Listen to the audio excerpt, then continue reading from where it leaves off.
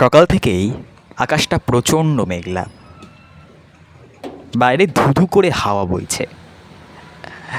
আমি বাড়ির ছাদে উঠে আকাশের দিকে চেয়ে আছি এবং অপরূপভাবে প্রত্যেকটা গাছের বয়ে চলা তাদের হাওয়া কিংবা পাতার যে শব্দ তাও শুনছি। দেখছি অপূর্বভাবে গাছগুলো দুলছে একে অপরের গায়ে। সকাল থেকেই আকাশের মুখটা দেখলে মনে হচ্ছে তার বেজায় রাগ।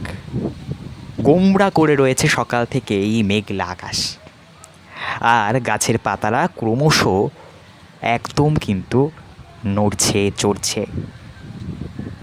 এই অবস্থায় এই মন খারাপের আকাশে এবং গাছেদের এই চঞ্চলতার দিনে দাঁড়িয়ে মনে হচ্ছে এক ধন্য হয়েছি এই প্রকৃতিকে পেয়ে, যে প্রকৃতি এমন একটা আনন্দ দিতে জানে।